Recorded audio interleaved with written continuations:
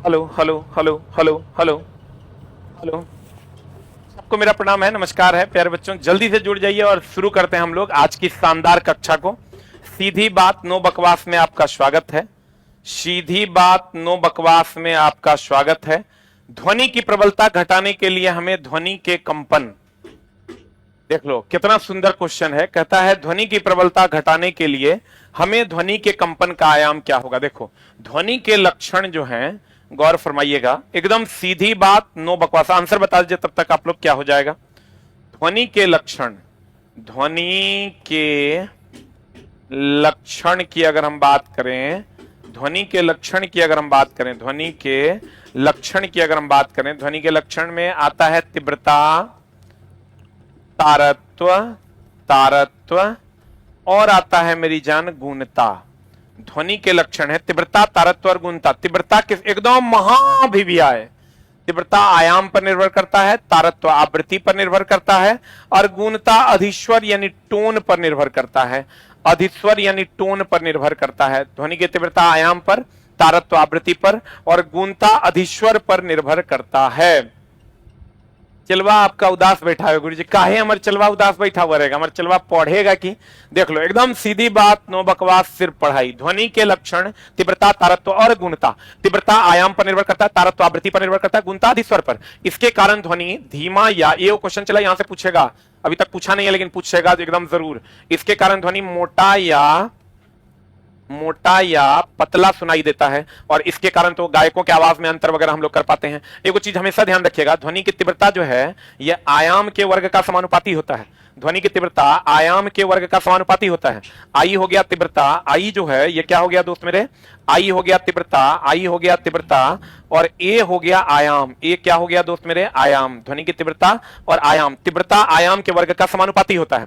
और एक चीज और ध्यान रखिएगा, WHO के अनुसार 45 डेसिबल तक की ध्वनि मनुष्य के कान के लिए हानिकारक नहीं है, लेकिन भारत में 60 से 80 डेसिबल तक की जो ध्वनि है यह मनुष्य के कान, इसके बाद की ध्वनि हानिकारक है, यह कानूनन अपराध है। तो अब ध्यान देना, ध्वनि की तीव्रता आयाम पर निर्भर करता है, धीमा या प्रबल होता है, तारत्व आवृत्ति पर निर्भर करता है, मोटा या पतला होता है, गुणता अधिस्वर पर निर्भर करता है।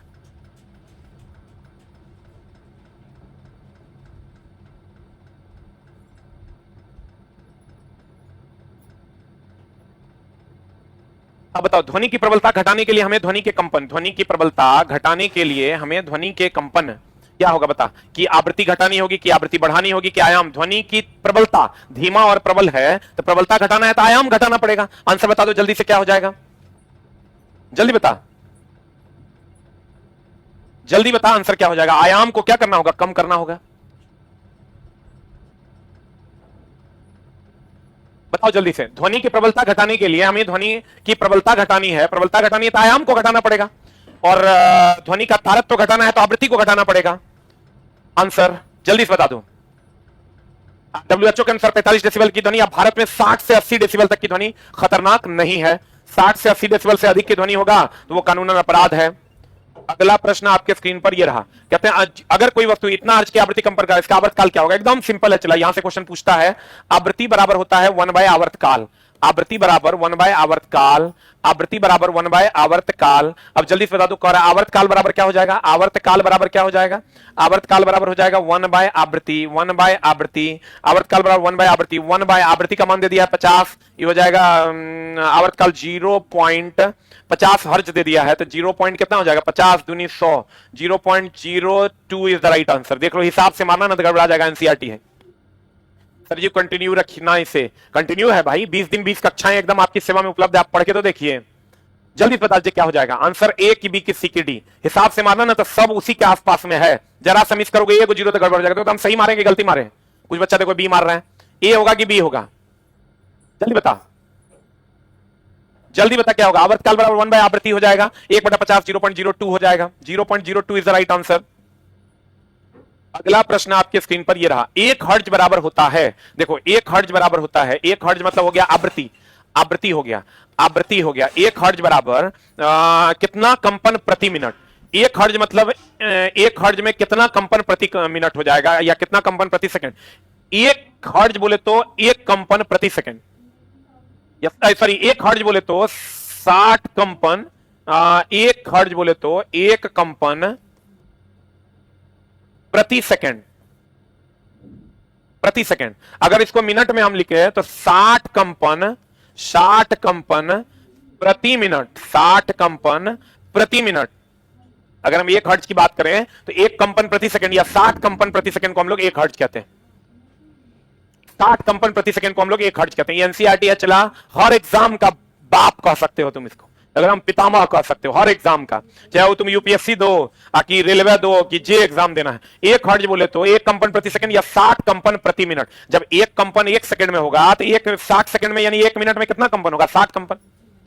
एक कंपन एक सेकंड में तो 60 एक मिनट में कितना कंपन? 60 कंपन।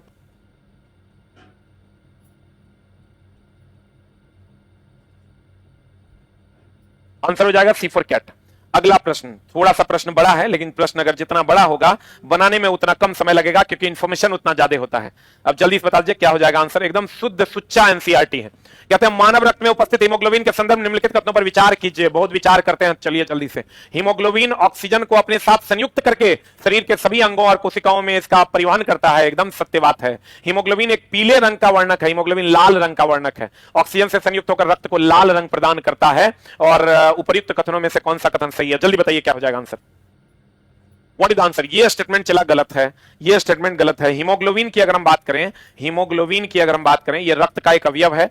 इसका रंग जो होता है, इसका रंग लाल रंग इसी के कारण होता है। और ये ऑक्सीजन का परिवहन करता है, ऑक्सीजन का परिवहन करता है। ये ऑक्सीजन का क्या करता है? परिवहन करता है। ये स्टेटमेंट गलत है। आंसर केवल एक हो जाएगा। अच्छा एक बात बताइए, जल्दी से बता दीजिए। हीमोग्लोबिन रंग लाल, ऑक्सीजन का परिवहन, हीमोग्लोबिन रंग लाल ऑक्सीजन का परिवहन करता है।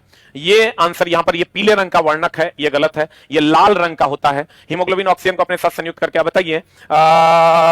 रक्त में तीव्र घुलनशील, रक्त में तीव्र घुलनशील, रक्त में तीव्र घुलनशील कौन है? रक्त में तीव्र घुलनशील कौन है? एक ऑप्शन है कार्बन मोनोऑक्साइड है, दूसरा ऑप्शन है कार्बन डाइऑक्साइड। बताइए आंसर क्या होगा।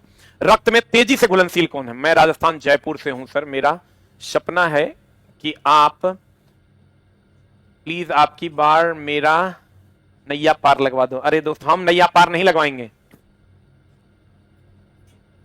हम नैया पार नहीं लगाएंगे। नैया पार आप खुद लगाइएगा।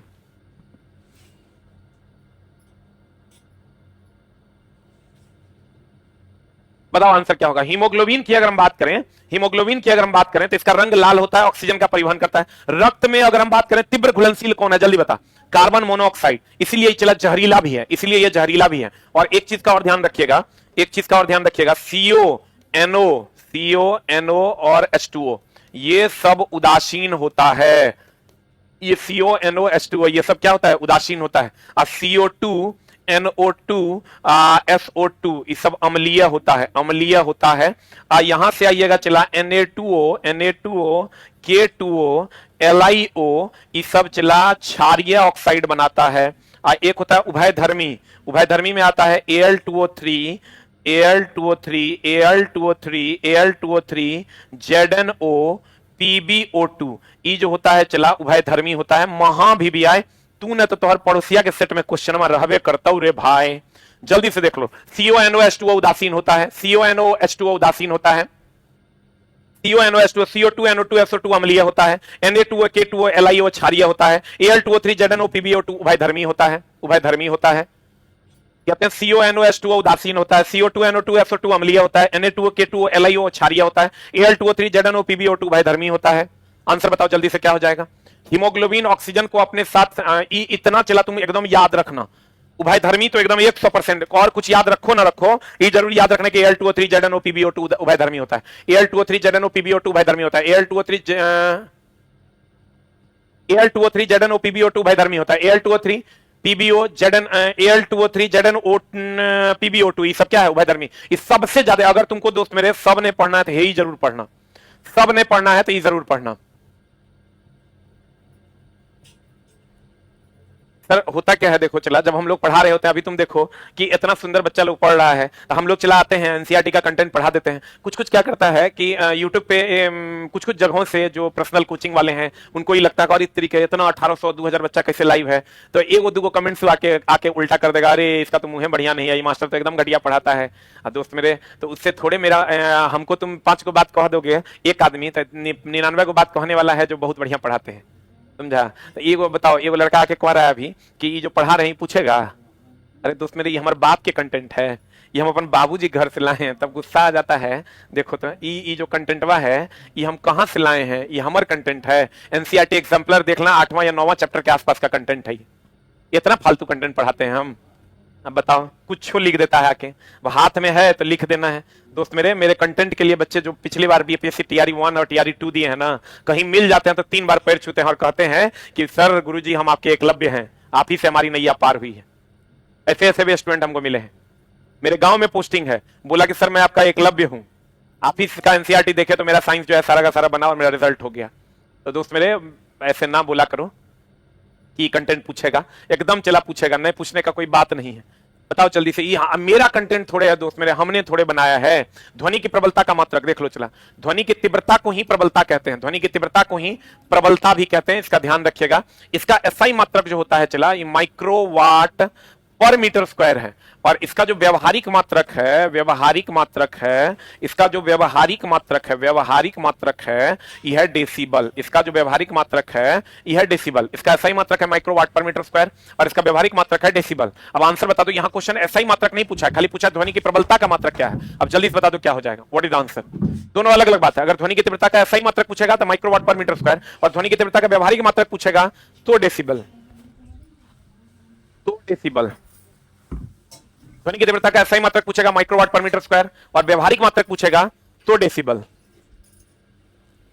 अच्छा चला, कोई ऐसा बच्चा है, चलो एक रिस्क लेते हैं हम, कोई एक रिस्क लेते हैं, जो बच्चा को कोई और बच्चा बोला है जो ऑलरेडी बीपीएससी टीआरई में जॉब कर रहा है या कहीं पर जॉब कर रहा है, अगर उसने आपको बोला, अभी कोई और बच्चा कमेंट्स नहीं कीजिएगा, को अगर कोई ऐसा बच्चा आपको बोला है मेरे से पढ़ने के लिए जो ऑलरेडी बीपीएससी टीआरई में 1-2 में जॉब कर रहा है, तो अगर बोला है, तो नहीं बोला है तो कुछ भी टाइप नहीं कीजिएगा, अगर बोला है तो आप एक बार 8 टाइप कर दीजिए। हम देखना चाहते हैं कि क्या कोई भी ऐसा बच्चा है क्या जिसको कोई वो टीआरई 1-2 में जिसको जॉब हुआ, वो बच्चा बोला कि सर साइंस अच्छा पढ़ाते हैं, आप वहां जाके पढ़ लीजिए। अगर आपको कोई बोला है तो एक बार आप 8 टाइप कर दीजिए। अगर कोई बोला, नहीं बोला तो आप कोई कुछ भी टाइप करने की जरूरत नहीं है। अगर 1 और 2 में कोई बच्चा जॉब में गया होगा और उसने अगर बोला है कि सर से चले जाओ पढ़ने, सर अच्छा पढ़ाते हैं, साइंस उनसे हम पढ़े हैं, तो आप 8 टाइप कर दिया। नहीं अगर बोला है तो आप कुछ भी टाइप नहीं करिएगा। और आप कमेंट बॉक्स में जो लोग देखने वाले हैं आप देख लीजिए, हमें पूर्ण विश्वास है कि टीआरई 1 और 2 का जो बच्चा होगा वो जरूर हमारा रेफरेंस दिया होगा बच्चों को पढ़ने के लिए। आप देख लीजिए, आपके सामने है, देख लीजिए कमेंट बॉक्स आपके सामने है।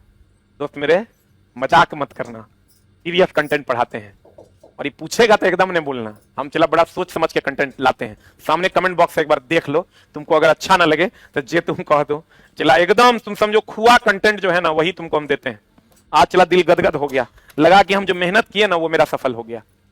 देख लो कमेंट बॉक्स, वाह वेरी गुड। हमारा चला आज तक हम पटना में बोर्ड नहीं लगाए हैं, आज हम बोल रहे हैं तो सीधी बात, बकवास हमारा टाइटल है। आज तक पटना में इकलौते टीचर है जो हमने बोर्ड नहीं लगाया, आज तक, कभी नहीं। और मेरा बच्चा ही मेरा प्रचार है। देख लो चला, ध्वनि की तीव्रता, और चलो अब कोई बकवास नहीं, सिर्फ पढ़ाई करेंगे हम लोग। कहते हैं अगर अगर अगर अगर अगर ध्वनि की तीव्रता या प्रबलता का एसआई मात्रक माइक्रोवाट पर मीटर स्क्वायर और इसका व्यवहारिक मात्रक जो है वो डेसिबल है, और उसका व्यवहारिक मात्रक क्या है दोस्त, डेसिबल है। ये पूछेगा, देखो तुमको हम कुछ एसआई मात्रक बता देते हैं जो तुमको एकदम पूछवे करता है, उसकी बात करते हैं। एक तो तीव्रता का हो गया, तीव्रता का माइक्रोवाट पर मीटर स्क्वायर नहीं पूछेगा, तीव्रता का डेसिबल ही पूछेगा। और एक दाब का पास्कल तो सबको पता होगा, दाब का पास्कल सबको पता होगा। एक इसी को हम लोग न्यूटन पर मीटर स्क्वायर भी कहते हैं। उसके बाद आप संवेग और आवेग का पूछ सकता है, संवेग और आवेग का पूछ सकता है।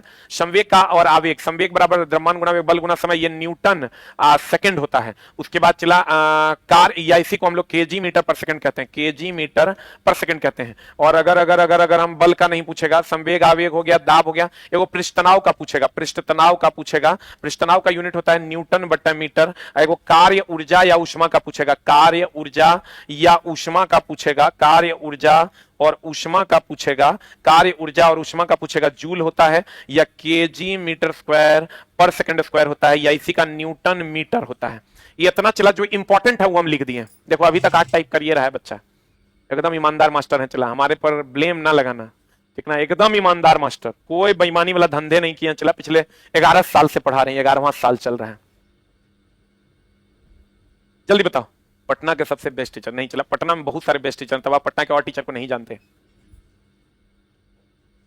बताइए चला आंसर क्या होगा। ध्वनि की तीव्रता का सही मात्रक डेसिबल। अब कोई बातचीत नहीं, हम चाहते हैं चला कि मुंह चुप रहे, लेकिन कभी कभी एक आध कमेंट्स ना उकसा देता है हमको।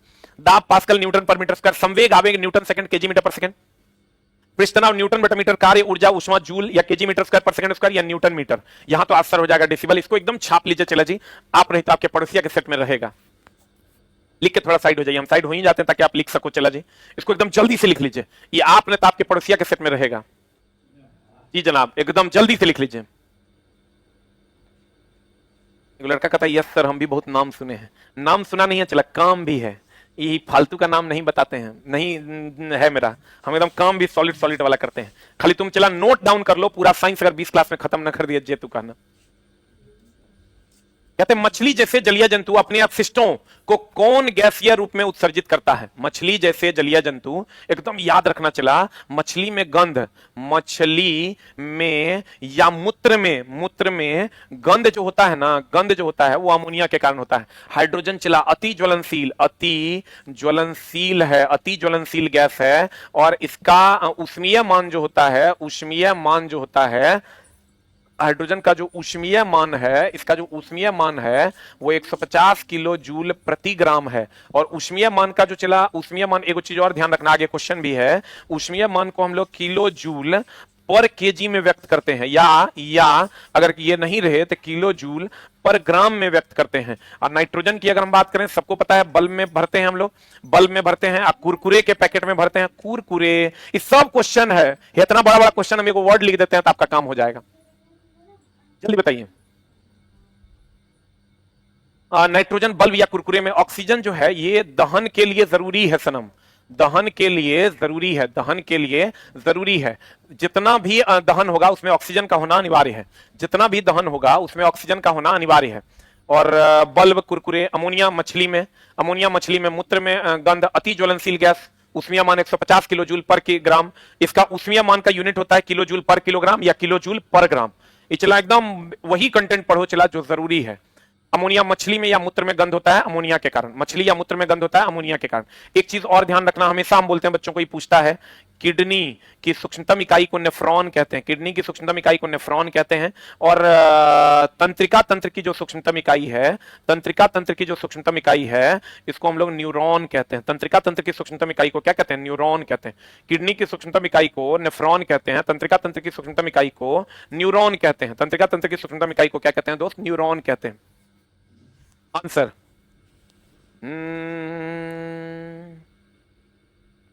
जल्दी बताओ, इससे बाहर क्वेश्चन नहीं जाएगा।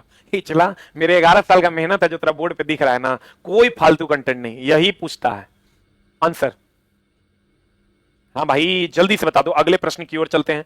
इससे बाहर नहीं जाएगा। ये क्वेश्चन पूछेगा कि नहीं पूछेगा नहीं पता, लेकिन इसमें से क्वेश्चन रहेगा, इसकी गारंटी है। तो अभी जल्दी से बता दो, जल्दी बता दो। चला ये एनसीईआरटी है, सबके लिए जरूरी है, सबके लिए जरूरी है। देखो निम्नलिखित में से किसका ऊष्मीय मान सबसे अधिक होता है? अभी तुरंत बताए थे।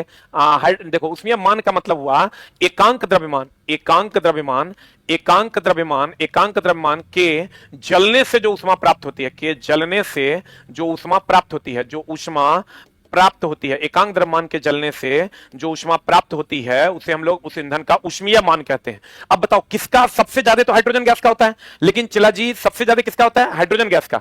और आपको क्वेश्चन कर रहा है निम्नलिखित में किसका ऊष्मीय मान सबसे अधिक है? तो सबसे अधिक है जिसमें जल्दी आग पकड़ लेगा। और जल्दी आग पकड़ लेगा बताओ, मिट्टी का तेल की, बायोगैस की, एलपीजी की, पेट्रोल, बता किसमें जल्दी आग पकड़ेगा? ऊष्मीय मान उसी का ज्यादा होगा जिसका जो जल्दी आग पकड़ेगा, जो जल्दी आग पकड़ेगा। बता दो जल्दी से आंसर क्या हो जाएगा? What is answer? LPG is the right answer. Biogas का मुख्य घटक क्या है? मीथेन। मिट्टी का तेल तो हाइड्रोकार्बन है। पेट्रोल ई, ध्यान रखिएगा। देखो एक आप पूछेगा यहाँ आसवन विधि क्या है? समुद्री जल को शुद्ध करते हैं। आसवन विधि समुद्री जल का शुद्धिकरण। आसवन विधि की अगर हम बात करें, समुद्री जल का शुद्धिकरण करते हैं आसवन विधि से। अब प्रभाजी आसवन की अगर हम बात करें, प्रभाजी आसवन की अगर हम बात करें तो प्रभाजी आसवन से चला पेट्रोलियम का शुद्धिकरण होता है। महा भी आए, पेट्रोलियम का शुद्धिकरण होता है प्रभाजी आसवन विधि द्वारा। ये को चला देखा परासरण।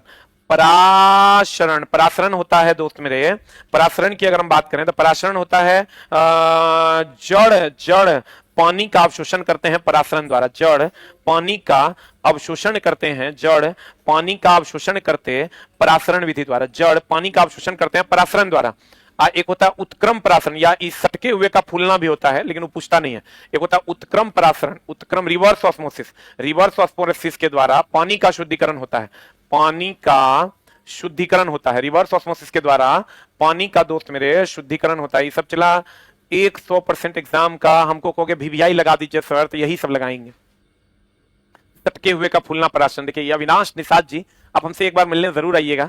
हमको आप लिखते हैं बड़ा सुंदर सुंदर बात। देखिए और बच्चा जो है उल्टा पुल्टा बात लिखता है, ही बात है वो बात, ये बेचारा इतना सुंदर लाइन लिख देता है, बहुत आपके लाइन के हम कायल हैं। चला जी देखिए एक बार फिर से बताते हैं, ये क्वेश्चन इससे बाहर नहीं जाएगा। शुद्धिकरण, शुद्धिकरण बोलते हैं इसको, शुद्धिकरण बोलते हैं इसको, कहते हैं उत्क्रम परासरण पानी का शुद्धिकरण, आसवन समुद्री जल का शुद्धिकरण, प्रभाजी आसवन पेट्रोलियम का शुद्धिकरण, परासरण जड़ पानी का अवशोषण, जड़ के द्वारा पानी का अवशोषण, और उष्मीयमान कहते हैं एकांक द्रव्यमान के जलने से जो उष्मा प्राप्त होती है उसे उष्मीयमान कहते हैं। और सबसे ज्यादा हो जाएगा एलपीजी। बायोगैस का मुख्य घटक CH4। ये सब जहर है, एकदम ग्रहण कर लो।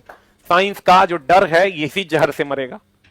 आंसर जल्दी ले, हम भाई बगल हो जाता है, बगल हो जाते हैं तुम ही न कहीं कहने लगो कि लगता है कि देखने गए हैं कि पढ़ाएंगे, इसीलिए हम चला बगल नहीं होते हैं, हमेशा जो है स्क्रीन के पास रहते हैं। मतलब बच्चा जो है इल्जाम लगा देता है। पता नहीं दोस्त, हर चीज पूरा दुनिया में सब चीज निगेटिव नहीं है, बहुत सारी चीजें पॉजिटिव भी है। जल्दी बता दो आंसर क्या हो जाएगा, व्हाट इज द आंसर? अगला प्रश्न, प्रभाजी आसवन पेट्रोलियम का शुद्धिकरण, प्रभाजी आसवन पेट्रोलियम, प्रभाजी आसवन पेट्रोलियम, परासरण होता है जड़ के द्वारा जो पानी का अवशोषण होता है परासरण के द्वारा होता है। अगला प्रश्न, दो वस्तुएं एक दूसरे को प्रतिकर्षित करती है, यह प्रतिकर्षण हो सकता है। हा कितना सुंदर बात है। देखिए अगर चुंबकीय में समान नॉर्थ नॉर्थ में विकर्षण होगा, नॉर्थ साउथ में आकर्षण होगा। और अगर गुरुत्वाकर्षण की बात करें तो गुरुत्वाकर्षण बल केवल आकर्षण का बल है। तो ध्यान देना, अगर गुरुत्वाकर्षण बल की बात करें, अगर गुरुत्वाकर्षण बल की बात करें, गुरुत्वाकर्षण बल की बात करें, किसकी बात करें? चला गुरुत्वाकर्षण बल की बात करें, गुरुत्वाकर्षण बल की बात करें, ये केवल आकर्षण बल है, केवल आकर्षण बल है। गुरुत्वाकर्षण बल केवल आकर्षण बल है। और अगर हम बात करें चला जी चुंबकीय या विद्युतीय बल की, चुंबकीय या विद्युतीय बल की, चुंबकीय या विद्युतीय बल की, तो ये आकर्षण विकर्षण दोनों का बल है, आकर्षण विकर्षण दोनों का बल है, आकर्षण विकर्षण दोनों होता है। क्योंकि समान में विकर्षण हो जाएगा और समान में आकर्षण हो जाएगा। कहां?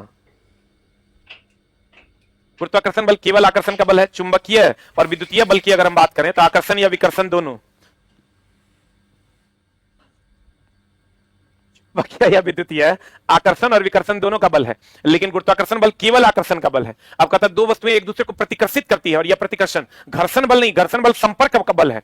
अगर कहेगा बताओ संपर्क बल या क्षयकारी बल कौन है, तो कहेंगे घर्षण बल।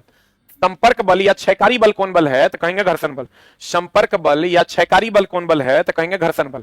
अब कहता है स्थिर विद्युत बल और चुंबकीय, आकर्षण विकर्षण दोनों का बल है, तो आंसर हो जाएगा चुंबकीय बल। गुरुत्वाकर्षण बल नाम है गुरुत्वाकर्षण बल, नाम चला होगा यादव टोला तो में यादव जी रहेंगे रे अधिक मात्रा में, नाम महतो टोला तो महतो जी रहेंगे, झाजी टोला तो झाजी लोग रहेंगे, जे टोला नाम रहेगा वो रहेगा बेसी। नाम है गुरुत्वाकर्षण तो केवल आकर्षण होगा।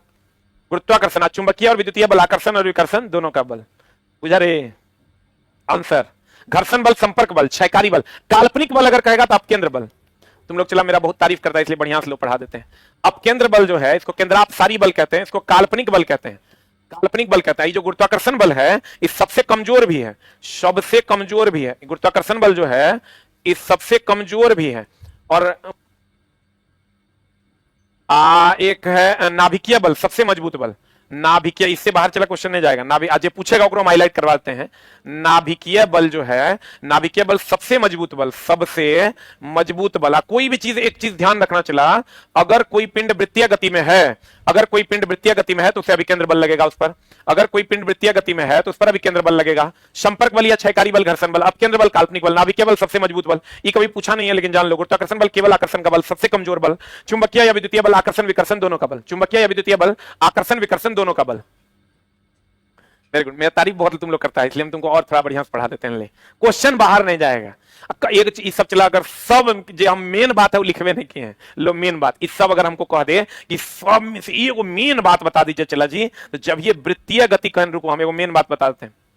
इसको चला, अगर इसको चलो क्वेश्चन का हटा देते हैं, यहीं पर हम लोग लिख देते हैं क्या मामला है। तुमको जो क्वेश्चन पूछेगा चला जी, तुमको जो दोस्त मेरे क्वेश्चन पूछेगा, अरे भाई मेरे देखो जो क्वेश्चन तुमको पूछेगा, एक तो अभिकेंद्र बल के बारे में क्वेश्चन पूछेगा। जितना वृत्तीय गति में है ना चला, जितना वृत्तीय गति में है, जितना वृत्तीय गति में है सब अभिकेंद्र बल का उदाहरण है। अपकेंद्र बल का क्वेश्चन तुमको जो पूछेगा, अपकेंद्र बल का जो क्वेश्चन पूछेगा, अपकेंद्र बल का जो क्वेश्चन पूछेगा, अपकेंद्र बल में तुमको एक वॉशिंग मशीन पूछ देगा, ये महा भी आए एकदम महा महा महा वॉशिंग मशीन पूछ देगा।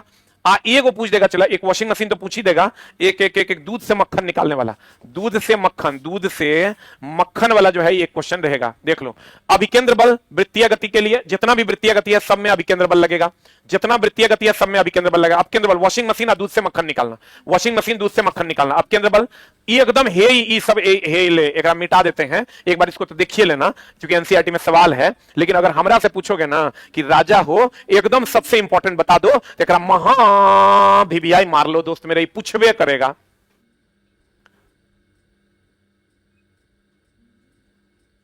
तो लड़का बड़ा सुंदर देखो लिखा है, चलो जल्दी तुम लोग लिख लो, हम पढ़ देते हैं।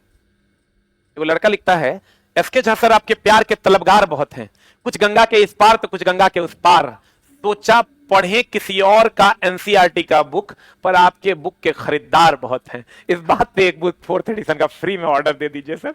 वाह क्या बात है, मन तो मेरा भी कर रहा है कि तुमको एक बुक हम भेज दें। तो मोबाइल नंबर भेज दो तो हम पक्का भेज देंगे। की नाम है तुम्हारा? राहुल नहीं, क्या नाम है यार, क्या नाम है लड़का का? देखो अगर मोबाइल नंबर भेजता तो इसको फ्री में जो बुक खाता है वो ऑर्डर एक बार भेज दो। कितना सुंदर भेजा है। अभिकेंद्र बल वृत्तीय गति, अपकेंद्र बल वॉशिंग मशीन और दूध से मक्खन निकालना is very very important, is very very important. निम्नलिखित में से किसे सबसे अच्छा ईंधन माना जाता है? जो सबसे कम प्रदूषण फैलाएगा। जल्दी से मान, गाय के गोबर, पेट्रोल की, केरोसिन की, हाइड्रोजन, मार दो hydrogen gas is the right answer.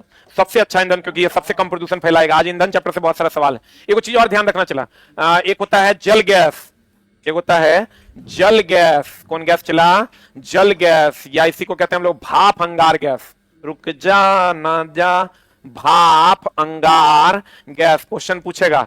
एक होता है चला वायु अंगार गैस, वायु अंगार गैस। ये चला ध्यान रखना, दोनों में CO कॉमन है, कार्बन मोनोऑक्साइड दोनों में होता है। लेकिन वायु है तो नाइट्रोजन हाइड्रोजन, एक में नाइट्रोजन एक में हाइड्रोजन होता है। वायु में सबसे अधिक नाइट्रोजन है इसलिए CO+N2। अब भाप पानी है तो पानी में हाइड्रोजन होता है तो CO+H2। अब भाप है इसलिए इसको हम लोग जल गैस के नाम से जानते हैं, और वायु अंगार गैस है तो इसको हम लोग, वायु अंगार गैस की अगर हम बात करें इसको हम लोग प्रोड्यूसर गैस के नाम से जानते हैं। पूछता है क्वेश्चन, जान हमर जल्दी से लिख लो, परान हमर एकदम महा भी हम पूरा साइंस 20 क्लास में चला कंप्लीट कर देंगे। तो भाप अंगार गैस की अगर हम बात करें CO+H2 इसको जल गैस कहते हैं। वायु अंगार गैस CO+N2 इसको प्रोड्यूसर गैस के नाम से जानते हैं।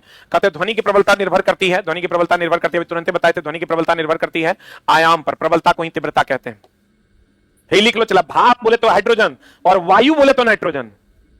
भाप बोले तो हाइड्रोजन, अब वायु बोले तो नाइट्रोजन। CO कॉमन है, CO कॉमन है, वायु है तो नाइट्रोजन है, भाप होगा तो हाइड्रोजन होगा। जल्दी लिख।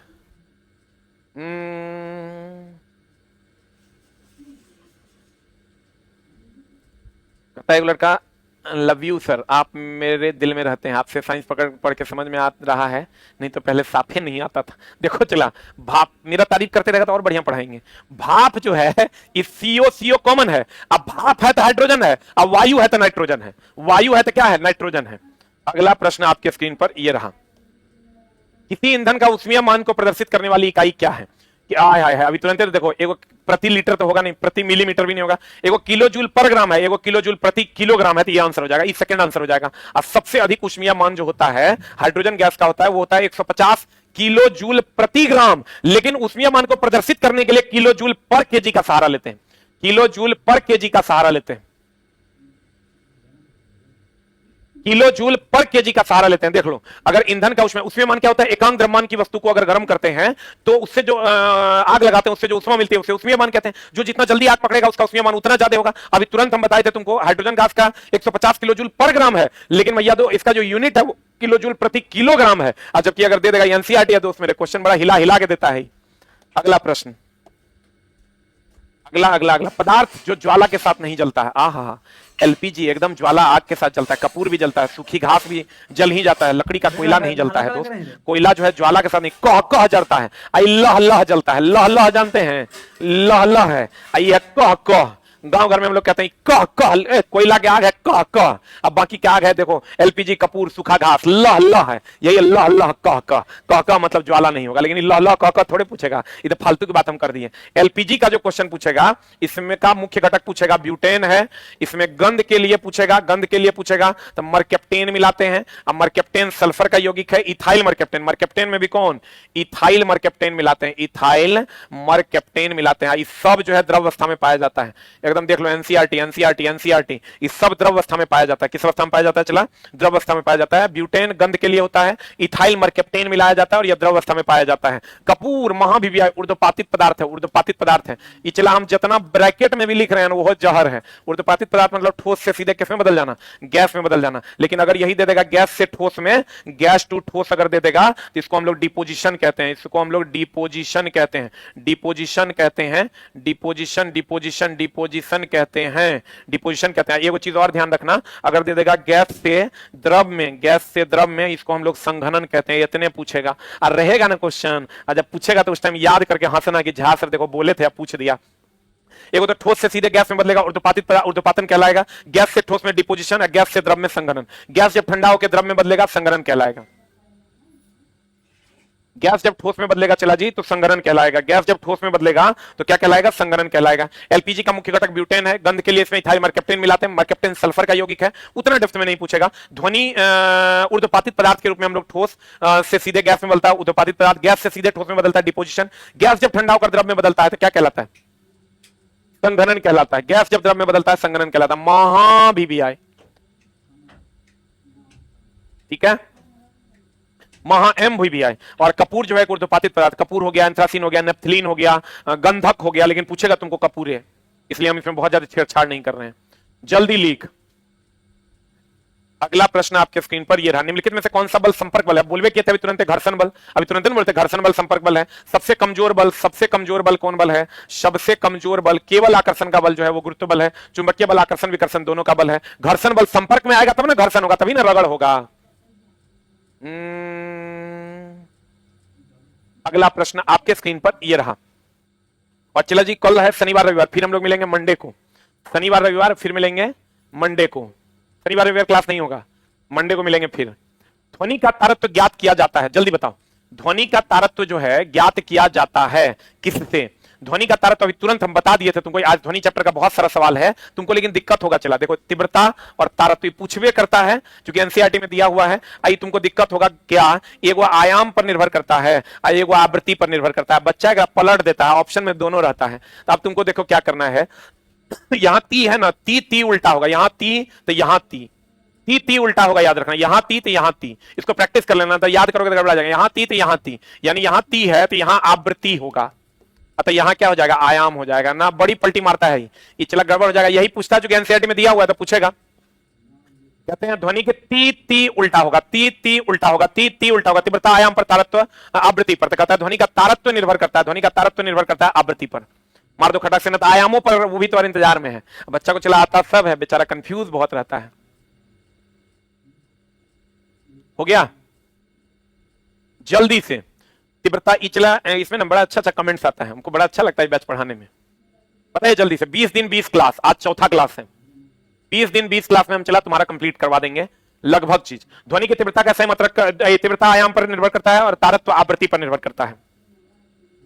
अगला प्रश्न आपके स्क्रीन पर ये रहा। देखो क्वेश्चन क्या कह रहा है, इधर आ जाओ रे भाई तुम। आपको पता होगा दोस्त मेरे, क्वेश्चन कह रहा है ना, ये ए है, देख लो ये ए है, ये बी है, ये सी है। चित्र में जल से भरा एक बर्तन को दर्शाया गया। जल के दाब के संदर्भ में निम्नलिखित में से कौन सा कथन सही है? आपको पता है P बराबर होता है रो जी एच। एच क्या है? गहराई। जितना ज्यादा गहराई होगा दाब उतना ज्यादा होगा। अब सबसे ज्यादा गहरा सी है, तो भैया अगर दाब की बात करोगे सबसे ज्यादा गहरा सी है, उसका दाब सबसे ज्यादा, उससे कम गहरा बी है, उससे कम, सबसे कम ए है, तो ए सबसे कम हो जाएगा। P बराबर हो जाएगा रो जी एच। P बराबर क्या हो जाएगा? चला रो जी एच। एच क्या है? गहराई। एच क्या है? गहराई। सबसे ज्यादा गहरा कौन है? सी। तो गहराई सी का ज्यादा है, तो सी का दाब सबसे ज्यादा, उससे कम बी, उससे कम ए हो जाएगा। गुरुजी ई बैच में ना, हम जिंदगी में चला, हमको इतना सुंदर सुंदर कमेंट्स बहुत कम बैचेस में मिला है।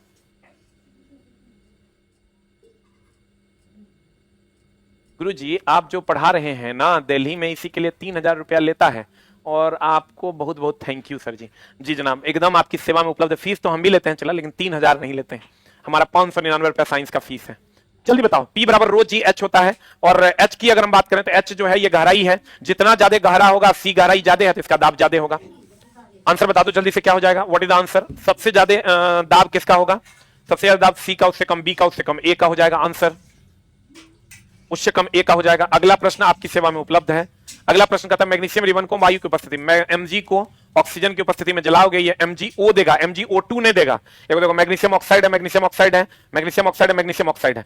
जल नहीं देगा, ऊष्मा और प्रकाश देगा, प्लस ऊष्मा और प्रकाश देगा, प्लस ऊष्मा एंड प्रकाश देगा, प्लस ऊष्मा एंड प्रकाश देगा। जल नहीं देगा, ऊष्मा और प्रकाश दे देगा, ऊष्मा और प्रकाश दे देगा C4 कैट। और एक चीज का ध्यान रखिएगा, जब अम्ल क्षार से अभिक्रिया करेगा ना, अम्ल क्षार से अभिक्रिया करेगा, अम्ल क्षार से अभिक्रिया करेगा तो लवण और जल देगा, लवण और जल देगा। अम्ल क्षार से अभिक्रिया करेगा दोस्त मेरे, तो लवण और जल देगा। अम्ल क्षार से अभिक्रिया करेगा तो लवण और क्या दे देगा? जल दे देगा। और एक चीज ध्यान रखिएगा, अम्ल जब धातु से अभिक्रिया करेगा ना, अम्ल जब धातु से अभिक्रिया करेगा ना, तो हाइड्रोजन गैस दे देगा। अम्ल क्षार से अभिक्रिया करेगा, लवण और जल दे देगा। अम्ल जब धातु से अभिक्रिया करेगा तो हाइड्रोजन गैस दे देगा। अम्ल क्षार से विक्रिया करेगा, लवण और जल दे देगा। अम्ल धातु से विक्रिया करेगा तो क्या दे देगा? हाइड्रोजन गैस दे देगा। एकदम महा भी आए, एम भी आए। हो गया?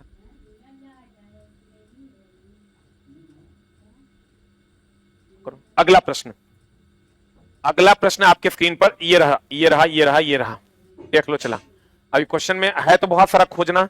अब एनसीईआरटी का क्वेश्चन है। कुछ माध्यमों में सूची नीचे दी गई है, लकड़ी है, जल है, वायु है, निर्वात है। अभी चला क्लास 6, 7, 8 चल रहा है, और जब धीरे धीरे हम एनसीईआरटी की ओर बढ़ेंगे 9, 10 की ओर, तो क्वेश्चन का लेवल थोड़ा और बढ़ जाएगा। अभी हम क्लास 6, 7, 8 पढ़ा रहे हैं, जैसे 9, 10 की ओर, चूंकि चैप्टर वाइज चल रहे हैं इंपॉर्टेंट क्वेश्चन, जैसे 9, 10 की ओर जाएंगे क्वेश्चन का लेवल बढ़ेगा। ये क्लास 6, 7, 8 का क्वेश्चन है। कुछ माध्यमों में सूची नीचे दी गई है, लकड़ी है, जल है, वायु है, निर्वात है। तो बताओ इनमें से किस माध्यम में ध्वनि गमन कर सकता है? सब में करेगा, एगो निर्वात को छोड़ के। एगो निर्वात में गमन नहीं करेगा। निर्वात में देखो, निर्वात की अगर हम बात करें, निर्वात की अगर हम बात करें, तो इसमें ध्वनि का वेग होता है, ध्वनि का वेग होता है 0। ध्वनि का जो वेग होता है वो होता है 0। लेकिन वही अगर प्रकाश के वेग की बात करें, हम प्रकाश के वेग की बात करें, तो ये होता है 3 × 10⁸ मीटर पर सेकेंड, जिसका खोज जो है रोमर ने किया था, और 1676 ईस्वी में इन्होंने इसका खोज किया था। निर्वात में ध्वनि का वेग 0। एक चीज और ध्यान रखना, ध्वनि जो है वो दाब पर निर्भर नहीं करता, ध्वनि दाब पर निर्भर नहीं करता, ध्वनि दाब पर, ध्वनि की अगर हम बात करें, ध्वनि दाब पर निर्भर नहीं करता। महा भी आए, ध्वनि दाब पर निर्भर नहीं करता है। और निर्वात में ध्वनि का वेग जो होता है वो 0 होता है। प्रकाश में का वेग जो होता है 3 × 10⁸, जिसका पता रोमर ने लगाया था 1676 ईस्वी में। कितने ईस्वी में? 1676 ईस्वी में लगाया था। आंसर बता दो क्या हो जाएगा?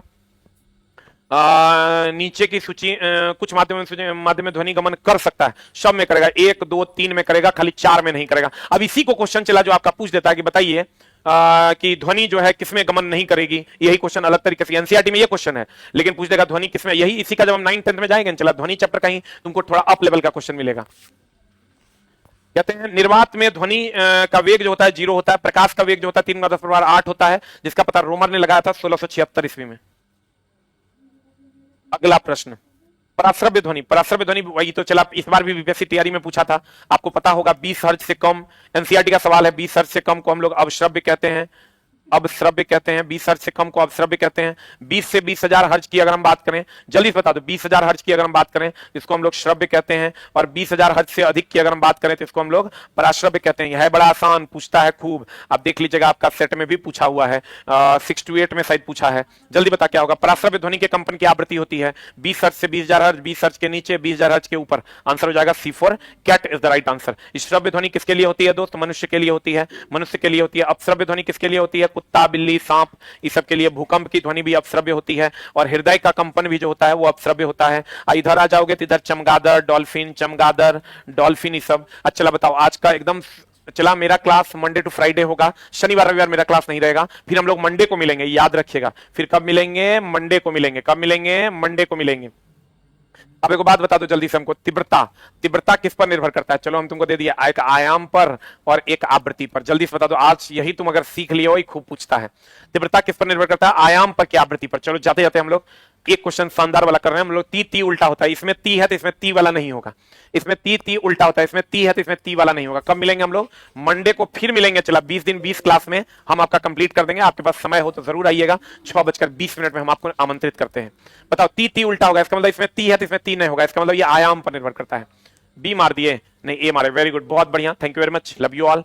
नमस्कार, मिलते हैं फिर हम लोग कल की कक्षा में, कल नहीं मंडे की कक्षा में 9:20 पर, अब सॉरी 6:20 पे। 9:20 में भी हम आते हैं उस दूसरे चैनल पे। 6:20 में आपके स्वागत में फिर से मिलते हैं मंडे को। बाकी जितनी कक्षाएं बीपीएससी की वो सब चलती रहेंगी, चाहे वो जीके की है, करंट अफेयर्स या मैथ है, वो सब शनिवार रविवार भी चलेगा। सप्ताह के 7 दिन है मेरा class, Monday to Friday. Saturday Sunday चला, हमको सारा चीज जो है वो क्लोज करना होता है, क्योंकि हम ही डायरेक्टर भी हैं, तो थोड़ा सा हैवी शेड्यूल रहता है। तो हम सिर्फ मंडे टू फ्राइडे में फिर मिलेंगे आपको मंडे में, और 20 दिन 20 कक्षा में आपका स्वागत है। नमस्कार, थैंक यू वेरी मच।